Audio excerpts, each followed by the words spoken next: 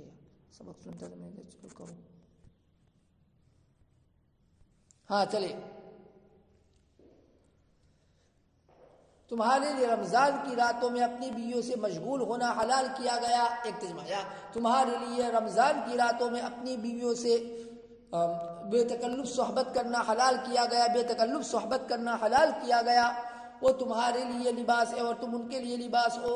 اللہ تعالیٰ کو معلوم تھا کہ تم اپنی ذاتوں سے خیانت کر رہے تھے، پس اللہ تعالیٰ نے تم پر عنایت فرمائی اور تم کو معاف کر دیا. پس تم اب ان سے مباشرت کرو، اب تم ان سے صحبت کرو اور تلاش کرو وہ اولاد، اور تلاش کرو وہ جو اللہ تعالیٰ نے تمہارے لکھ دیا ہے، اور تلاش کرو وہ جو اللہ تعالیٰ نے تمہارے لکھ دیا ہے. اور کھاؤ پیو یہاں تک کہ صبح کی سفید داری رات کی سیاہ داری سے بالکل واضح ہو کر نظر آنے لگے، بالکل واضح ہو جاوے. اور کھاؤ اور پیو یہاں تک کہ صبح کی من الفجری کا ترجمہ اس کے ساتھ ہو، صبح کی سفید داری رات کی سیاہ داری سے واضح ہو کر نظر آنے لگے. یتبین واضح ہو کر نظر آنے، واضح ہو جاوے، واضح ہو کر نظر آنے لگے، واضح ہو جاوے، یہ بھی ترجمہ کیا گیا ہے. پس تم اپنی بیویوں سے اب تم ان سے صحبت کرو اور تلاش کرو وہ جو اللہ تعالیٰ نے تمہارے لیے لکھ دیا ہے، اور تلاش کرو وہ جو اللہ تعالیٰ نے تمہارے لیے لکھ دیا ہے. اور کھاؤ اور پیو یہاں تک کہ تمہارے سامنے صبح کی سفید داری رات کی سیاہ داری سے جدا ہو کر نظر آنے لگے. یہاں تک کہ تمہارے سامنے صبح کی سفید داری، الخیط الابیض من الفجر، صبح کی سفید داری رات کی سیاہ داری سے جدا ہو کر نظر آنے لگے، جدا ہو کر نظر آنے لگے. پھر تم روزوں کو پورا کرو رات تک، اور تم ان سے مباشرت مت کرو جبکہ تم مسجدوں میں اعتکاف کیے ہوئے ہو، اور تم ان عورتوں سے مباشرت مت کرو جبکہ تم ان مسجدوں میں اعتکاف کیے ہوئے ہو. یہ اللہ تعالیٰ کی قائم کی ہوئی حدود ہے، اللہ تعالیٰ کی قائم کی ہوئی حدود ہے، بس تم ان سے قریب مت جاؤ. اسی طرح اللہ تعالیٰ اپنی احکامات کو کھول کھول کر بیان کرتے ہیں لوگوں کے سامنے تاکہ وہ ڈرے، تاکہ وہ بچنے والے ہو جاوے. اور تم ان بیویوں سے مباشرت مت کرو ایسی حالت میں کہ تم مسجدوں میں اعتکاف کیے ہوئے ہو. یہ اللہ تعالیٰ کی قائم کی ہوئی حدود ہے، اللہ تعالیٰ کی قائم کی ہوئی حدود ہے، پس تم ان سے قریب مت جاؤ. اسی طرح اللہ تعالیٰ اپنے احکامات کو بیان کرتے ہیں لوگوں کے سامنے تاکہ وہ بچنے والے ہو جاوے، تاکہ وہ متقی ہو جاوے. رمضان کے روزے جب فرض کیے گئے بھائی، تو ابتدا میں حکم یہ تھا کہ آدمی شام کے وقت جب افطار کرتا ہے تو سونے سے پہلے جو کچھ کھانا ہے پینا ہے بیوی سے ملنا ہے تو مل سکتا ہے. آنکھ لگ گئی، اب اس کے بعد اگلا روزہ شروع. سمجھا؟ ابتدائے جو رمضان کی روزے جب مشروع ہوئے تو ابتدا میں کیا حکم تھا کہ آدمی کو افطار کے وقت جو کچھ کھانا ہے پینا ہے رات سونے تک، چاہے رات کو 10 بجے سوئے، 12 بجے سوئے، 1 بجے سونے تک جو بھی کھانا ہے پینا ہے بیوی سے ملنا ہے صحبت کر سکتا ہے. سمجھا؟ آگ لگ گئی تو اب اگلا روزہ شروع. آگ رات کو اٹھنے کے بعد پھر دوبارہ کوئی کھانا پینا نہیں لے سکتا ہے. تو اس بارے میں صحابہ کو دشواری پیش آئی. ایک نام لکھا قیس ابن سرما انصاری رضی اللہ عنہ، ایک مزدور کسر کے صحابی تھے. اپنی کھیت سے جو رمضان کا روزہ رکھا تھا، کھیت سے تھکے ماندے آئے. اب بیوی سے نے کہا کہ گھر میں کچھ کھانا نہیں، تو بیوی نے کہا کہ میں کچھ انتظام کرتے. اب بیوی تلاش کرنے کے لیے گئی بیچاری کوئی چیز، اتنے میں ان کو آگ لگ گئی. اب جو بیوی لے کر آئی وہاں تک تو ان کو آگ لگ گئی. اب اگلا روزہ شروع ہو گیا تھا تو اگلا روزہ انہوں نے بغیر کچھ کھائے پیے شروع کر دیا. تو دوسرے دن دوپہر کے وقت تو بے ہوش ہو گئے. سمجھ میں یہ مسئلہ پیش آیا.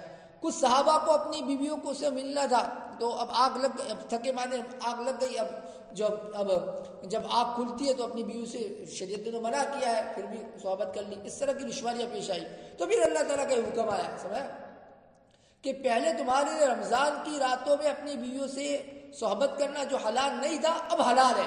اب صبح تک تم جو ہے کھانا پینا اور بیویوں سے ملنا سب کچھ جائز ہے. ارے سمجھ میں آیا؟ کیوں؟ یہ تمہاری لباس ہے، یعنی انتہائی قرب کا تمہارے ساتھ ان کا تعلق ہے، تمہارا بھی ان کے ساتھ ان کا تعلق ہے۔ اللہ تعالیٰ دیکھ رہے کہ تو اپنی ذاتوں سے خیانت کرنی۔ اللہ تعالیٰ کا جو اگلا حکم تھا کہ اب سونے تک کھانا پینا اور بیویوں سے ملنا جائز ہے، پھر جائز نہیں ہے، یہ اللہ تعالیٰ اس کو دے، لہٰذا اللہ تعالیٰ نے تم پر عنایت فرمائی اور تم کو معاف کر دیا جو کچھ ہو گیا۔ اب اللہ تعالیٰ چاہتے کہ اب تم ان سے صحبت کر سکتے ہو اور جو اولاد تمہارے مقدر میں اللہ نے لی اس کو تلاش کر سکتے ہو۔ اب کھاؤ پیو، یہاں تک کہ صبح کی سفید داری رات کی سیاہ داری سے جدا ہو کر نظر آنے لگے۔ کیا مطلب؟ یعنی اچھی طریقے سے صبح ساری ہو جاوے، سمجھ؟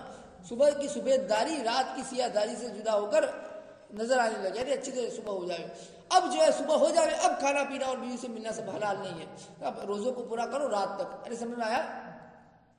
آگے کہا گیا کہ رمضان کی راتوں میں ویسے مباشرت بیوی سے ملنا یا رفث لفظ آیا، رفث کے بارے میں کیا؟ ہر وہ کام یا ہر وہ چیز، ہر وہ فعل یا ہر وہ بول جو آدمی اپنی بیوی سے صحبت کرنے کے لیے جو بولتا ہے یا کرتا ہے، ہر وہ کام یا ہر وہ قول جو صحبت اب جو اپنی شہوت کو پورا کرنے کے بیوی سے جو بولتا ہے یا جو کرتا ہے، سب رفث ہے۔ برابر؟ یہ آیت کل رکھی میرے خیال سے بھی، جو خالی اتنا میں سمجھا دیا، اتنا ہی رکھیے برابر، پکا یاد کیجیے اچھی طریقے پر۔ چلو میں واپس پڑھ لیتا ہوں ترجمہ، جہاں سے میں نے نہیں سنا تو وہاں سے ترجمہ یاد کر کے لانا ہے۔ چلیے دوبارہ ترجمہ کرتا ہوں، سنیے برابر۔ تم پر فرض کیا گیا وصیت کرنا، کتب علیکم اذا حضر احدکم الموت اذ ترک خیرا الوصیۃ للوالدین والاقربین بالمعروف حقا علی المتقین۔ تم پر فرض کیا گیا وصیت کرنا جب تم میں سے کسی کی موت کا وقت قریب آئے، والدین کے لیے اور رشتہ داروں کے لیے معروف طریقے پر، قاعدے کے مطابق، معروف طریقے پر یا قاعدے کے مطابق۔ یہ وصیت کرنا متقین پر لازم ہے، پر جو شخص اس وصیت میں تبدیلی کرے اس کو سننے کے بعد تو بے شک اس کا گناہ ان لوگوں پر ہے جو اس میں تبدیلی کرے، بے شک اللہ تعالیٰ بڑے سننے والے بڑے جاننے والے ہیں۔ پر جو شخص وصیت کرنے والے کی طرف سے کسی طرفداری یا گناہ کا خوف کرے، پر جو شخص وصیت کرنے والے کی طرف سے کسی طرفداری یا گناہ کا خوف کرے، پس وہ ان کے درمیان آپس میں صلح کروا دے تو اس پر کوئی گناہ نہیں ہے، بے شک اللہ تعالیٰ بڑے معاف کرنے والے بڑے رحم کرنے والے ہیں۔ اے لوگوں تم پر روزے فرض کیے گئے جیسا کہ تم سے پہلے لوگوں پر فرض کیے گئے، تاکہ تم رفتہ رفتہ متقی ہو جاؤ۔ چند گنے چنے دنوں تک روزے رکھنے ہیں، پر جو شخص تم میں سے بیمار ہو یا سفر پر ہو تو دوسرے دنوں سے اتنی تعداد پوری کرنی ہے، اور ان لوگوں پر جو روزے کی طاقت رکھتے ہیں ایک مسکین کو کھانا کھلا کر فدیہ دینا ہے۔ یہ حکم منسوخ ہوگا برابر، اس کی ناسخ آیت کون سی؟ محمد شہید بن کو مشکل۔ اور پر جو شخص اپنی خوشی سے کوئی نیک کام کرے تو اس کے لیے بہتر ہے، اور تمہارا روزہ رکھنا یہ تمہارے لیے بہتر ہے اگر تم جانتے ہو۔ رمضان کا مہینہ وہ ہے جس میں قرآن نازل کیا گیا جو لوگوں کے لیے ذریعہ ہدایت اور راہ پانے کی روشن دلیلیں اور حق و باطل کے درمیان فرق کرنے والی کتاب ہے۔ پر جو شخص تم میں سے وہ خاص مہینہ پاوے تو چاہے کہ اس کے روزے رکھے، اور جو بیمار ہو یا سفر پر ہو، کیوں دوبارہ لوٹایا گیا یہ حکم لایا؟ معارف ابن قرآن میں لکھا ہے، میں نے بتلا دیا۔ اور جو شخص بیمار ہو یا سفر پر ہو تو دوسرے دنوں سے اتنی تعداد پوری کرنی ہے۔ اللہ تعالیٰ تمہارے ساتھ آسانی چاہتے ہیں اور اللہ تعالیٰ تمہارے ساتھ تنگی نہیں چاہتے ہیں۔ اور یہ حکم کون سا حکم؟ یعنی یہ تعداد پوری کرنے کا حکم اس لیے تاکہ تم تعداد کو پوری کرو اور تاکہ تم اللہ تعالیٰ کی بڑائی بیان کرو اس بات پر کہ اس نے تم کو ہدایت دی، اور تاکہ تم شکر ادا کرو۔ اور جب میرے بندے آپ سے میرے متعلق پوچھے تو بے شک میں قریب ہوں، دعا کرنے والے کی دعا کو قبول کرتا ہوں جب وہ مجھ سے دعا کرتا ہے۔ بس چاہیے کہ وہ میرا حکم مانے اور مجھ پر یقین کرے تاکہ وہ راہ پا جاوے۔ اچھی طریقے پر یاد کرو، سب چیزیں اچھی طریقے پر یاد کرو۔ وما علینا الا البلاغ۔